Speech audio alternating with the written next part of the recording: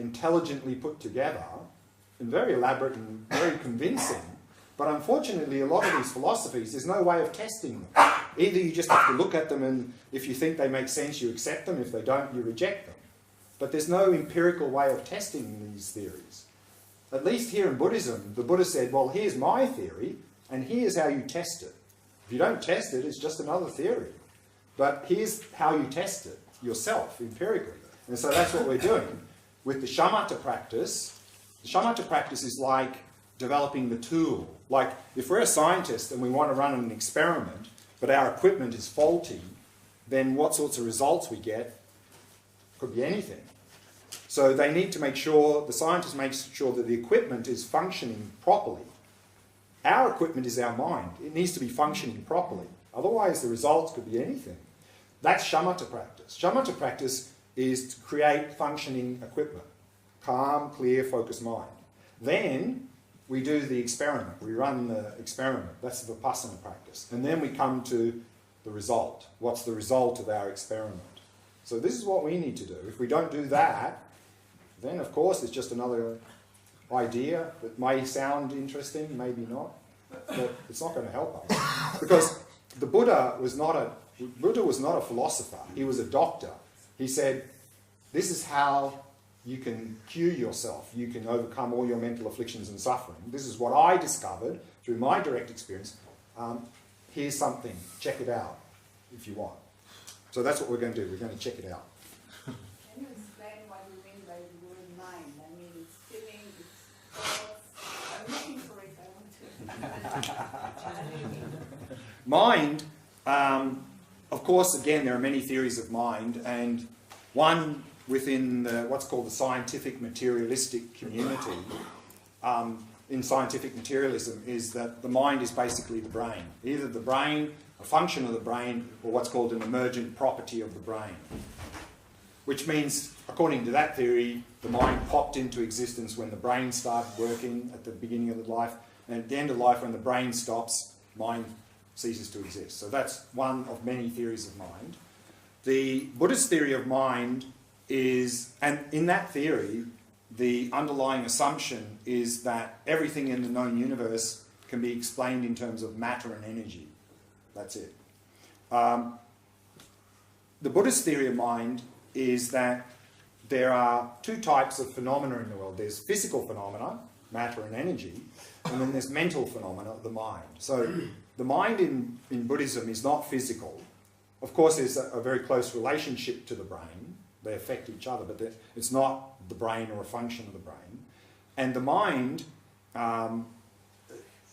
in basically all of our experiences occur in the mind. And the mind, the very simple definition, and we can talk about this for ages, we don't have time, but very brief answer. The definition of mind in Buddhism, the mind is clear and knowing. Clear and knowing, or clarity and aware. Clarity or clear means it's not physical, and it enables appearances to arise in it, like thoughts, emotions, memories, mental images. So the mind is that space where all appearances arise, and then of course the mind engages in those appearances. It knows, it's aware of those appearances. So that's the mind. So the mind, of course, includes all of our experiences, our thoughts, emotions, memories, mental images, our experiences of the physical senses, the sense objects, sounds, visual, all of that is experienced in the mind. It's a huge topic. So that's a very brief beginning. It's not physical? No, it's not physical. So the mind is not here. So technically, the mind has no spatial location. So if it's physical, it has spatial location, but the mind is not physical, so it has no spatial qualities. Means it doesn't have a location, it doesn't have a physical size. So it's not here. So they don't relate it to the brain at all? Yes, it's related to the brain, and they're very much interdependent, of course. But that doesn't mean they're necessarily located in the same place, just because they're related. No, maybe not, because this is a huge topic. Yes? Well, how do you know in your meditation that what you discover about this mind is true. I mean, could That's be- why we need the shamatha practice. Otherwise, it's faulty equipment. I mean, that's what people do now. Without shamatha practice, they do Vipasana. They sit down, they space out, or they have some spacious experience. They go, oh, I've realised the nature of reality. And they're just deluding themselves. It's Well, like how a... would you know? How could you know? Because you have to develop the equipment. You have to bring the mind into that very calm, clear, focused state. And of course, the answer is then that this practice, I mean, the goal of the practice is to reduce mental afflictions and suffering. So if you have these experiences and the result is your mental afflictions and suffering are reducing, then you're on the right track. That's an indication that we're not just spacing out and deluding ourselves. And very easily done. That's why it's always important to have a qualified teacher, because otherwise you can easily, I mean, in these sorts of meditations, you can have all sorts of weird and wonderful experiences. A lot of the time it's just complete fabrication, and we need to be able to weed that out. Otherwise we can delude ourselves, of course. There's a big risk in that. You said something about searching for happiness in meditation. Well, no, I said, is anything you experience in the body in the nature of happiness? But looking for it. No. Looking at the sensations in the body and seeing if those sensations are in the nature of happiness. How could you possibly know something? But To just to look at that sensation directly. Well, is that sort of happiness something different from feel good? Yes, because that's what we're talking about here. So feel good is stimulus based. You look at that feel good, and then suddenly it stops feeling good because the stimulus is gone. No? Well, Yeah. Anyway, we need to meditate, so maybe we'll jump into the meditation and then maybe a little bit of time for questions after that. So we're going to do another Vipasana meditation, a little bit different approach this time, and we're going to be investigating this, see if there is really this self here that seems to be somewhere here.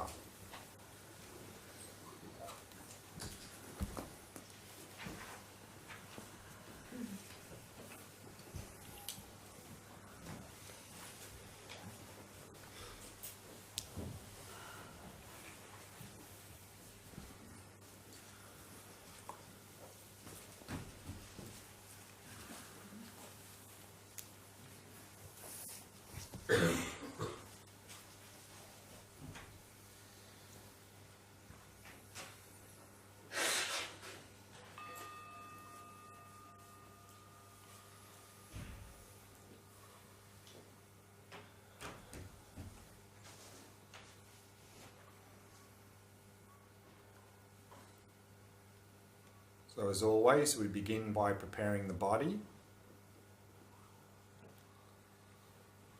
setting the body into a state of relaxation, stillness, and vigilance.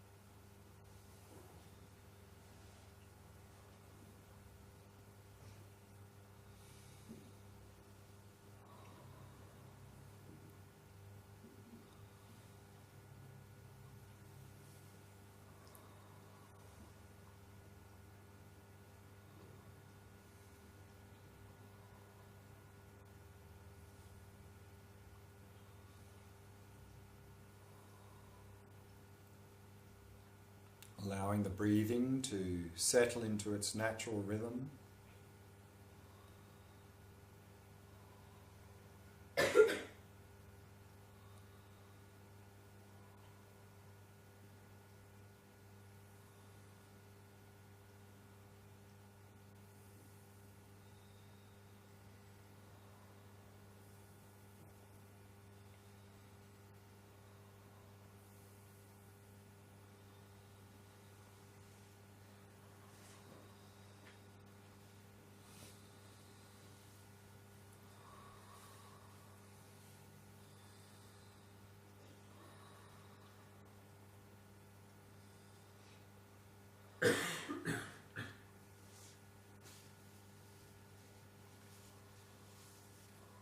And then preparing the mind, setting it into a state of ease and relaxation. Letting go of any hopes or fears, worries or concerns about the past or the future. In particular, letting go of any expectations for this meditation.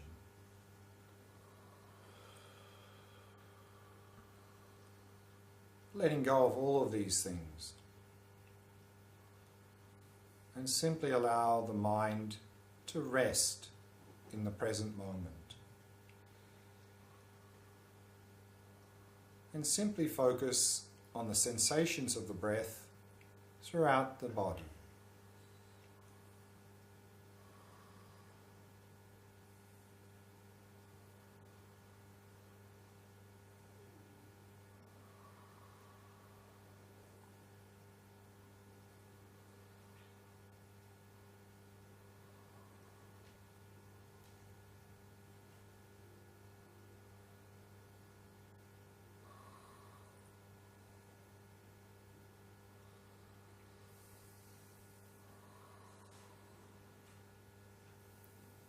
Maintaining an ongoing flow of mindfulness of the sensations of the breath throughout the entire cycle of each in and out breath.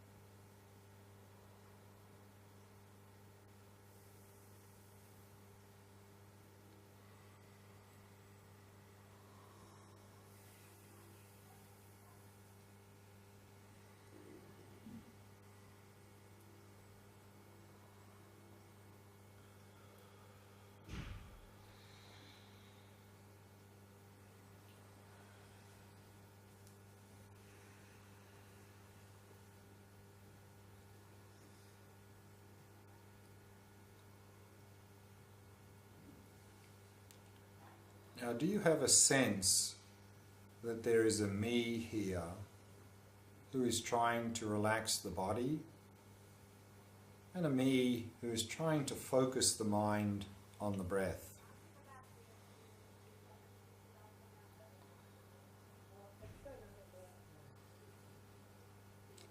A me that doesn't seem to depend upon anything else to exist.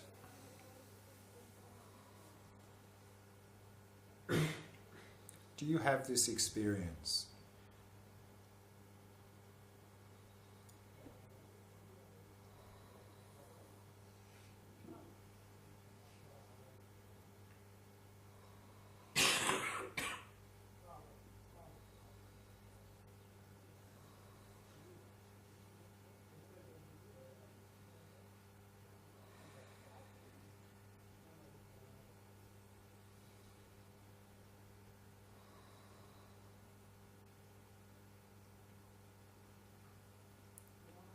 Where is this me who is trying to relax the body and focus the mind?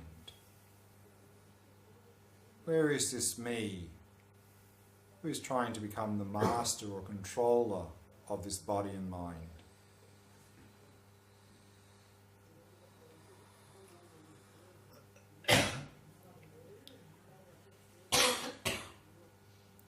Where is the me who is trying to relax the body?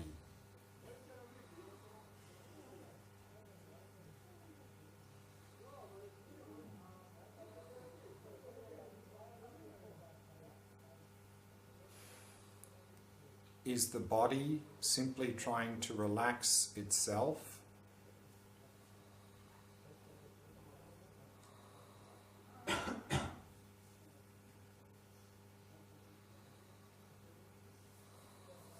Or is there a me separate from the body who is trying to relax the body?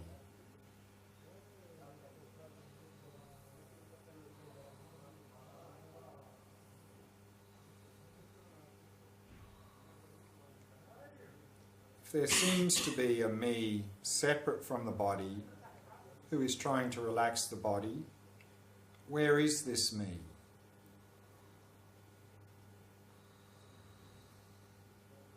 So search thoroughly and see if you can locate, you can find the me who is trying to relax the body.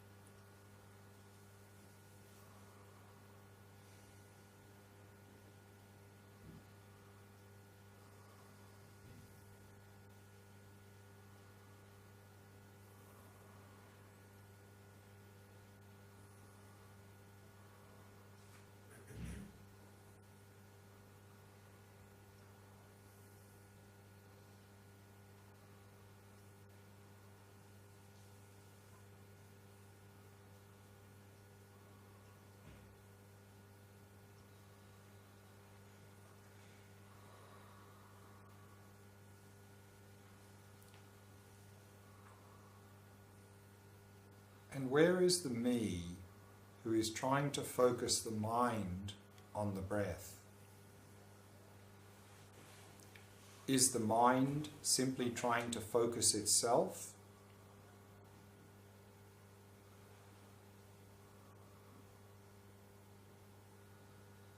Or is there a me separate from the mind who is trying to focus the mind?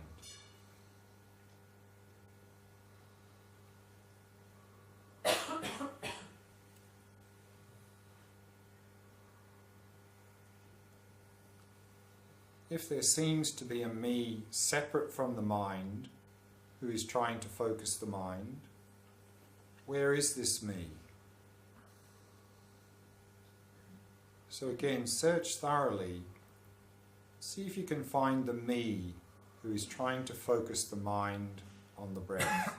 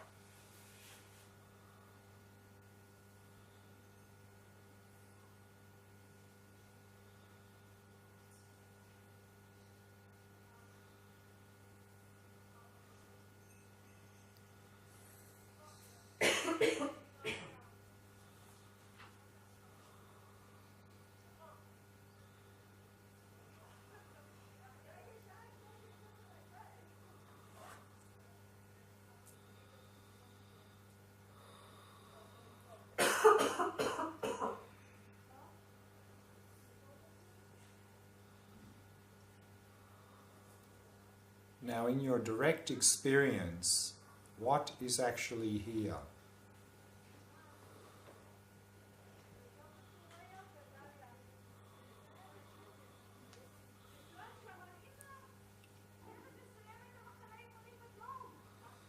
There is the constant flow of physical change that is called the body.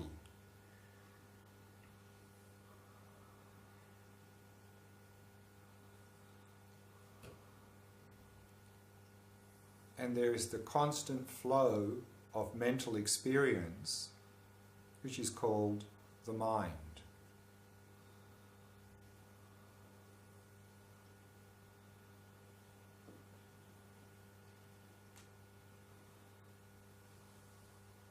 Yet, other than the body and the mind, what else is there here?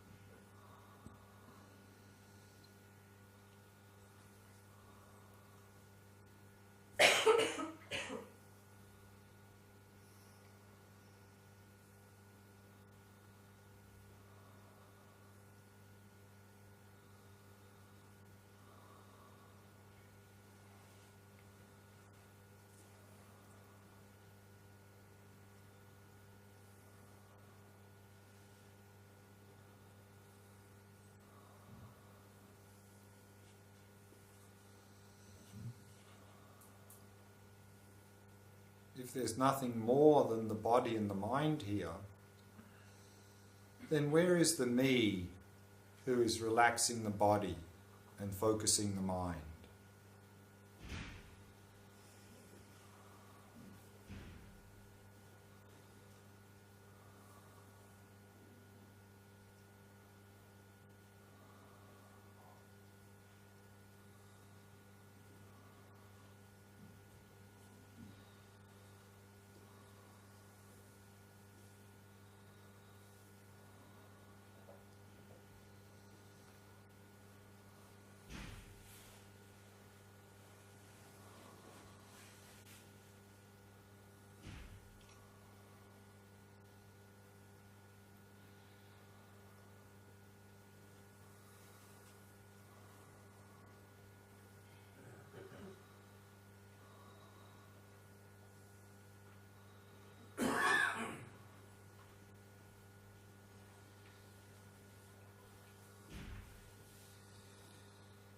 But it's undeniable that there's someone who's experiencing all of this. So there is a me. But how can this me exist if we don't seem to be able to find it?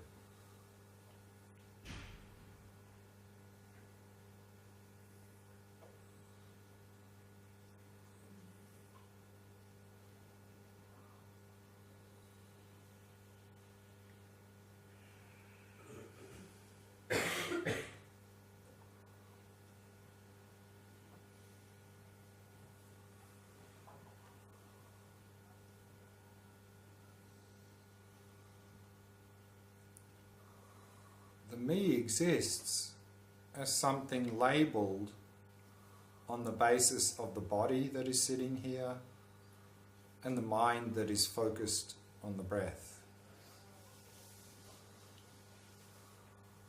A me that exists depending on the body and mind.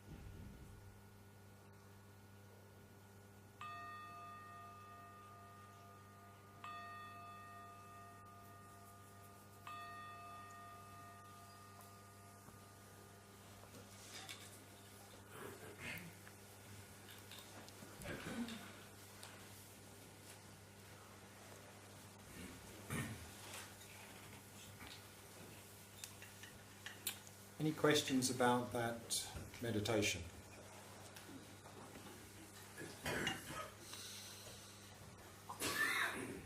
So where is the me? That's the big question. I think Yeah. it's in the mind. This is going to come up shortly, maybe actually tomorrow morning probably, in the context of the emptiness practice. Because for us now, for anything to exist, it must be findable. You must be able to point there and say, there it is, that's it. If we can't find it, for us that means it doesn't exist. So in this meditation, we are searching for this me. And if we don't seem to be able to find it, locate it, we often interpret that as it doesn't exist. And basically we are trapped in what's called the two extremes. The extremes of existence and non-existence. And we are, with this, particularly with the emptiness practice we're going to start to look at shortly, we're trying to find that middle way. We're trying to, and the middle way is that things exist and they're not findable. For us, that seems contradictory. It seems like impossible. Because we see only two possibilities. Either it is real and findable, or it doesn't exist. And that's why this view is very challenging, very difficult. And one of the most common things that occurs when we start to go into this, particularly this emptiness idea, and we start to investigate and we don't seem to be able to locate things and find things, we often simply flip to the other extreme and think, oh, nothing exists. I didn't find it, therefore it doesn't exist. And so that's the challenge in this practice, is to try to find that middle way between those two extremes. But I'm going to talk more about that tomorrow. Yeah. But I think we all agree that the mind is very complex and does many things, and we are all raised on ideas and concepts, and it's not something locatable concept, but still it's like we can shape to our perception. Correct. So it's not something that we can say, here it is, but it's a concept that we have. Right, but is that how we behave? It can give a shape to how we behave, because this Do is we, the way. do we behave as if these flowers are a concept in our mind? No, but me is a concept. But isn't flowers a concept? It's also a concept. Right, and my question is, do we